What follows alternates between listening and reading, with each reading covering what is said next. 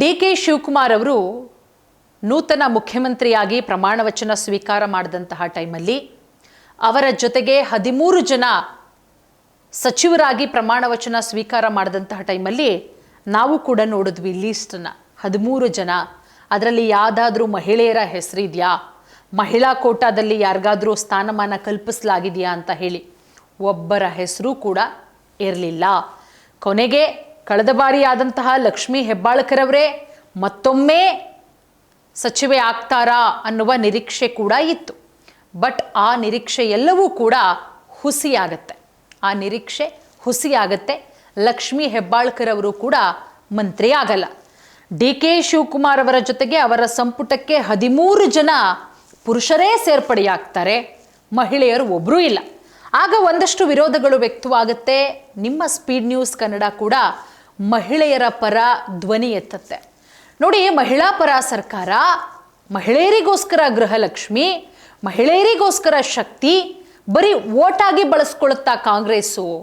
ಹಾಗಾದ್ರೆ ಮಹಿಳೆಯರಿಗೆ ಮೊದಲನೇ ಲಿಸ್ಟಲ್ಲಿ ಅವರ ಹೆಸರೇ ಇಲ್ವಾ? ಯಾರೂ ಇಲ್ವಾ ಸ್ವಾಮಿ? ಕಾಂಗ್ರೆಸ್ಸಲ್ಲಿ ಮಹಿಳಾ ಶಾಸಕಿಯರೇ ಇಲ್ವಾ? MLCಗಳೇ ಇಲ್ವಾ? ನೋಡಿ, ಈಗ ಇರೋದು 1 ಸ್ಥಾನ, ಆದರೆ ಆಕಾಂಕ್ಷಿಗಳಿರೋದು 5 ರಿಂದ 6 ಮಂದಿ. 1 ಸ್ಥಾನ ಈ ಸೆಕೆಂಡ್ ಲಿಸ್ಟಲ್ಲಿ ಒಬ್ಬ ಮಹಿಳೆಗೆ ಅಥವಾ ಇಬ್ಬರಿಗೆ, ಮ್ಯಾಕ್ಸ್ ಟು ಮ್ಯಾಕ್ಸ್ ಒಬ್ಬರಿಗೇನೆ ಪ್ರತಿ ಬಾರಿಯೂ ಕೂಡ ನಾವು, ಅದು BJP ಬರಲಿ, ಸರ್ಕಾರ JDS ಬರಲಿ, ಕಾಂಗ್ರೆಸ್ಸೇ ಬರಲಿ, ಒಬ್ಬ ಮಹಿಳೆಗೆ ಸಚಿವ ಸ್ಥಾನವನ್ನು ಕೊಡಲಾಗತ್ತೆ.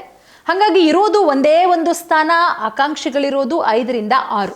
ಹಾಗಾಗಿ ಕಾಂಗ್ರೆಸ್ ಹೈಕಮಾಂಡು ಯಾರಿಗೆ ಮಣೆ ಹಾಕುತ್ತೆ? ಹಿಂಗಾಗ್ಬಿಟ್ಟಿದೆ ಅಂತ ಹೇಳಿದ್ರೆ ಡಿ.ಕೆ. ಶಿವಕುಮಾರ್ ಅವರಿಗೆ ಮೊದಲನೇ ಲಿಸ್ಟಲ್ಲೇ ಹೆಂಗೆಲ್ಲ ಆಯಿತು ಖಾತೆ ಖ್ಯಾತೆ ಇನ್ನೂ ಮುಗ್ದಿಲ್ಲ. ಕೃಷ್ಣ ಬೈರೇಗೌಡರು ಯಾವ ಟೈಮಲ್ಲಿ ಬೇಕಾದ್ರೂ ರಾಜೀನಾಮೆ ಕೊಟ್ಬಿಡ್ಬೋದು. ಅಯ್ಯೋ ಇದ್ಯಾವ್ದ್ರಿ BDA ಕೊಟ್ಟಿಲ್ಲ, ಇನ್ನೊಂದು ಕೊಟ್ಟಿಲ್ಲ, ಅದೇದೋ ಬೇರೆದು ಬೆಂಗಳೂರು ನಗರಾಭಿವೃದ್ಧಿ ಕೊಟ್ಬಿಟ್ಟು ಇರೋ ಬರೋದು ಒಳ್ಳೊಳ್ಳೆದೆಲ್ಲ ಡಿ.ಕೆ. ಶಿವಕುಮಾರ್ ಅವರೇ ಇಟ್ಕೊಂಡ್ಬಿಟ್ಟಿದ್ದಾರೆ, ನಾನಿನ್ನೇನು ಅಭಿವೃದ್ಧಿ ಮಾಡೋದು, ಮೇಯ್ನೇ ನಂಗೆ ಕೊಟ್ಟಿಲ್ಲ ಅಂತ ಹೇಳಿ ಸಾಕಷ್ಟು ಆಕ್ರೋಶ ವ್ಯಕ್ತಪಡಿಸ್ತಾ ಇದ್ದಾರೆ. ಅದರ ಜೊತೆಗೆ ಕೃಷ್ಣ ಬೈರೇಗೌಡರು ಯಾವ ಸಮಯದಲ್ಲಿ ಬೇಕಾದರೂ ರಾಜೀನಾಮೆ ಕೊಡ್ಬೋದು, ಇನ್ನೂ ಅವರು ಚಾರ್ಜೇ ತಗೊಂಡಿಲ್ವಂತೆ. ಎಲ್ಲ ಮಿನಿಸ್ಟರ್ಗಳು ಕೆಲಸ ಶುರು ಮಾಡಿದ್ದಾರೆ. ನೋಡಿ, ರಾಮಲಿಂಗಾರೆಡ್ಡಿ ಅವರು ಬಹಿರಂಗವಾಗಿ ಅಸಮಾಧಾನ ವ್ಯಕ್ತಪಡಿಸ್ಬಿಟ್ಟು ರಾಮಲಿಂಗಾರೆಡ್ಡಿ ಅವರು ರಾಜೀನಾಮೆ ಕೊಟ್ಟರು. ಅದಾದಮೇಲೆ ಅವರ ಮನವೊಲಿಸುವ ಪ್ರಯತ್ನ ಮಾಡಾಯಿತು. ಇನ್ನು ನಾವು ಮಹಿಳಾ ವಿಚಾರಕ್ಕೆ ಬರೋದಾದರೆ ನೋಡಿ, ಕಾಂಗ್ರೆಸ್ಸಲ್ಲಿ ಎಷ್ಟು ಜನ ಮಹಿಳೆ ಶಾಸಕಿಯರಿದ್ದಾರೆ, MLAಗಳಿದ್ದಾರೆ. ಅವ್ರು ಯಾರು ಒಬ್ಬರು ಕಾಣಿಸ್ತಿಲ್ವಾ ಹೈಕಮಾಂಡ್ಗೆ ಮೊದಲನೇ ಲಿಸ್ಟಲ್ಲಿ? ಮಹಿಳಾ ಪರ ಸರ್ಕಾರ, ಅಯ್ಯೋ ಗೃಹಲಕ್ಷ್ಮಿ ಕೊಟ್ಟಿದ್ದೀವಿ, ಅಯ್ಯೋ ಶಕ್ತಿ ಕೊಟ್ಟು, ಬರೀ ಉಚಿತವಾಗಿ ಟಿಕೆಟ್ ಕೊಟ್ಬಿಟ್ಟು ಹೋಗಿ ಆ ದೇವಸ್ಥಾನ ನೋಡ್ಕೊಂಬನ್ನಿ, ಈ ದೇವಸ್ಥಾನ ನೋಡ್ಕೊಂಬನ್ನಿ ಅಂತ ಕಳಿಸ್ಬಿಟ್ರೆ ಸಾಕಾ? ಇಷ್ಟೇನಾ ಹೆಣ್ಮಕ್ಳಿಗೆ ಕಾಂಗ್ರೆಸ್ ಸರ್ಕಾರ ಕೊಡೋ ಗೌರವ? ನೋಡಿ, ಈಗ ಕೊಡಿ ನೋಡೋಣ. 2ನೇ ಲಿಸ್ಟಲ್ಲಿ ಒಂದು 3 ಜನಕ್ಕಾರು ಕೊಡ್ರಿ, ಮಿನಿಸ್ಟ್ರು ಮಾಡಿ. ಇದು ನಾವು ಕೇಳ್ತಾ ಇರೋದು, ಸ್ಪೀಡ್ ನ್ಯೂಸ್ ಕನ್ನಡ ಕೂಡ ಕೇಳ್ತಾ ಇದ್ದು, 3 ಜನಕ್ಕಾದರೂ ಕೊಡಿ. ಹೆಣ್ಮಕ್ಳು ಸಮರ್ಥರಿದ್ದಾರೆ, ಅವರು ಯಾವುದರಲ್ಲೂ ಕಡಿಮೆ ಇಲ್ಲ. ಅವರು ಒಂದು ಖಾತೆಯನ್ನು ನಿಭಾಯಿಸುವಂತಹ ಶಕ್ತಿ, ಸಾಮರ್ಥ್ಯ ಎಲ್ಲವೂ ಕೂಡ ಇದೆ. ಹಾಗಾಗಿ ಕೊಡಿ, 3 ಕೊಡಿ. ಬರೀ ಒಂದಕ್ಕೆ ಯಾಕೆ ಸೀಮಿತ ಮಾಡ್ತೀರಾ? ನೋಡಿ, ಒಂದೇ ಇರೋದು, ಅದೇ ಒಂದು ಅಂತ ನಾವು ಹೇಳ್ತಾ ಇಲ್ಲ. ಪ್ರತಿ ಬಾರಿ ಯಾವುದೇ ಸರ್ಕಾರ ಬಂದರೂ ಒಂದೇ ಹೆಣ್ಮಕ್ಳಿಗೆ ಒಂದೇ ಖಾತೆ, ಅದು ಒಂದು ಫಿಕ್ಸ್, ಮಹಿಳಾ ಮತ್ತು ಮಕ್ಕಳ ಕಲ್ಯಾಣ ಫಿಕ್ಸ್ ಮಾಡಿಬಿಡ್ತಾರೆ. ಅವಾಗ ಉಮಾಶ್ರೀ ಅವರಾಗಿದ್ದರು, ಅದಾದಮೇಲೆ ಲಕ್ಷ್ಮೀ ಹೆಬ್ಬಾಳ್ಕರ್. ನೋಡಿ, ಈಗ ಮತ್ತೆ ಉಮಾಶ್ರೀ ಅವರು ಬಂದಿದ್ದಾರೆ, ನನಗೆ ಕೊಡಬೇಕು 2ನೇ ಲಿಸ್ಟಲ್ಲಿ. ಸಾಕಷ್ಟು ಉಮಾಶ್ರೀ ಅವರ ಪರ ಸಾಕಷ್ಟು ಪ್ರೊಟೆಸ್ಟ್ಗಳು ಕೂಡ ಆಗ್ತಾ ಇದೆ, ಹೋರಾಟಗಳಾಗ್ತಾ ಇದೆ ರಾಜ್ಯಾದ್ಯಂತ. ಇಂಥ ಸಮುದಾಯ ಕೊಡಬೇಕು, ಉಮಾಶ್ರೀ ಅವರು ಒಳ್ಳೆ ಕೆಲಸ ಮಾಡಿದ್ದಾರೆ, ಒಳ್ಳೆ ರಂಗಭೂಮಿ ಕಲಾವಿದೆ, ಅವರು ಹಿಂದೆ ಮಿನಿಸ್ಟರ್ ಆದಂತಹ ಟೈಮಲ್ಲಿ ಒಳ್ಳೆ ಕೆಲಸ ಮಾಡಿದ್ದಾರೆ, ಒಳ್ಳೆ ಅನುದಾನ ತಂದಿದ್ದಾರೆ, ಹಾಗೆ ಹೀಗೆ ಅಂದ್ಕೊಂಡು ಅವರ ಪರ ಕೂಡ ಒಂದಷ್ಟು ಜನ ಬ್ಯಾಟ್ ಬೀಸ್ತಾ ಇದ್ದಾರೆ. ಉಮಾಶ್ರೀ ಅವರಾಯ್ತಾ.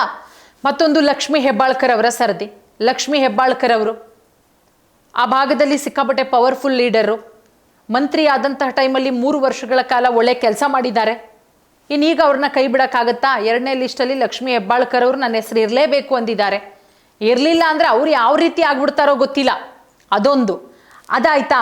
ಲಕ್ಷ್ಮೀ ಹೆಬ್ಬಾಳ್ಕರ್ ಆಯಿತು, ಉಮಾಶ್ರೀ ಅವರಾಯಿತು. ಖನಿಜ ಪಾಥಿಮಾ ಅವರು 2018ರಿಂದಲೂ ಸಾಕಷ್ಟು ಲಾಬಿ ಮಾಡ್ತಾ ಇದ್ದಾರೆ. ಮಲ್ಲಿಕಾರ್ಜುನ ಖರ್ಗೆ ಅವರ ಬಳಿಗೆ ಹೋಗಿ ಪಾಪ ಅಲ್ಲಿ ಲಾಬಿ ಮಾಡಿದ್ರು, ನನಗೊಂದು ಬಾರಿ ಅವಕಾಶ ಕೊಡಿ, ನಾನು ಮಿನಿಸ್ಟರ್ ಆಗಬೇಕು ಅಂತ. ಮೊನ್ನೆ ಡೆಲ್ಲಿಗೆಲ್ಲ ಹೋಗಿ ಬಂದರು. ಖನಿಜ ಫಾತಿಮಾ ಅವರು ಕೂಡ ಲೀಸ್ಟಲ್ಲಿದ್ದಾರಾ? ಅದಾದಮೇಲೆ ನಮ್ಮ KH ಮುನಿಯಪ್ಪ ಅವರ ಪುತ್ರಿ ರೂಪಕಲಾ ಶಶಿಧರ್ ಅವರು ಕೂಡ ಲೀಸ್ಟಲ್ಲಿದ್ದಾರೆ. ನನ್ನನ್ನು ಮಂತ್ರಿ ಮಾಡಿ ಒಂದು ಬಾರಿ ನಂಗೆ ಅವಕಾಶ ಕೊಡಿ ಅಂತ ಹೇಳಿ. ಏನು ನಮ್ಮ ನಯನಾ ಮೋಟಮ್ಮ ಅವರ ಪುತ್ರಿ ನಯನಾ ಮೋಟಮ್ಮ ಅವರು ಕೂಡ ರೇಸಲ್ಲಿದ್ದಾರೆ. ಸೊ ಹಾಗಾಗಿ ಇರೋದು ಒಂದು ಸ್ಥಾನ, ಅಲ್ಲಿ ಟವಲ್ ಹಾಕಿರೋದು 5 ರಿಂದ 6 ಜನ ಈ ಮಹಿಳಾ ಕೋಟಾದಡಿಯಲ್ಲೇನೆ. ಇಲ್ಲಿ ಒಬ್ರಿಗೆ ಲಕ್ಷ್ಮೀ ಹೆಬ್ಬಾಳ್ಕರ್ ಅವರಿಗೆ ಮತ್ತೊಂದು ಸಲ ಕೊಟ್ಟರೆ ಉಳಿದಂಥವರು ಖಂಡಿತವಾಗ್ಲೂ ಕೂಡ ಕೆಂಡ ಕಾರ್ತಾರೆ. ಯಾಕೆ ಅವ್ರಿಗೆ 3 ವರ್ಷ ಅವಕಾಶ ಕೊಟ್ಟಿಲ್ವಾ? 3 ವರ್ಷ ಸಾಕು, ನಮಗೆ ಕೊಡ್ಬೋದಿತ್ತಲ್ಲ ಅಂತ. ಈ ಕಡೆ ಲಕ್ಷ್ಮೀ ಹೆಬ್ಬಾಳ್ಕರ್ ಅವ್ರನ್ನ ಬಿಟ್ಟು ನಯನಾ ಮೋಟಮ್ಮನೋ ಅಥವಾ ರೂಪಕಲಾ ಶಶಿಧರ್ಗೋ ಕೊಟ್ಟರೆ ಯಾಕೆ? ನಾನು ಪಕ್ಷದಲ್ಲಿ ಸಾಕಷ್ಟು ಕೆಲಸ ಮಾಡಿದ್ದೆ, ಪಕ್ಷದಲ್ಲಿ ಹಿರಿಯಳಿದ್ದೀನಿ, ನಾನು ಕೊಡ್ಬೋದಿತ್ತಲ್ಲ ಅಂತ ಹೇಳಿ ಲಕ್ಷ್ಮೀ ಹೆಬ್ಬಾಳ್ಕರ್ ಅವರು, ಈ ಕಡೆ ಖನಿಜ ಫಾತಿಮಾ ಅವರು, ಹೀಗೆ ಮತ್ತೊಂದು ಕಡೆ ಉಮಾಶ್ರೀ ಅವರು ಬೇಡಿಕೆ ಡೈರೆಕ್ಟಾಗಿ ಹೇಳಿದ್ದಾರೆ, ಅಂದರೆ ಬಹಿರಂಗವಾಗಿ ನನಗೂ ಸಚಿವ ಸ್ಥಾನ ಬೇಕು ಅಂತೇಳಿ. ಹಾಗಾಗಿ ಇರೋ ಒಂದು ಸ್ಥಾನಕ್ಕೆ 6 ಜನ ಟವಲ್ ಹಾಕಿ ಕುತ್ಕೊಂಡ್ಬಿಟ್ಟಿದ್ದಾರೆ, ವೇಲ್ ಹಾಕ್ಬಿಟ್ಟು ಕುತ್ಕೊಂಡ್ಬಿಟ್ಟಿದ್ದಾರೆ ಹೆಣ್ಮಕ್ಳು. ಸೊ ಯಾರಿಗೆ ಸಿಗುತ್ತೆ ಅಲ್ಟಿಮೇಟ್ ಸಚಿವ ಸ್ಥಾನ? ಇನ್ನೇನು ಕೆಲವೇ ದಿನಗಳಲ್ಲಿ ಗೊತ್ತಾಗುತ್ತೆ. ಯಾರ ಹೆಸರು ಬರುತ್ತೆ, ಯಾರು ಪ್ರಮಾಣ ವಚನ ಸ್ವೀಕಾರ ಮಾಡ್ತಾರೆ ಅನ್ನೋದ್ರ ಬಗ್ಗೆ ಕಾದು ನೋಡಬೇಕಾಗತ್ತೆ.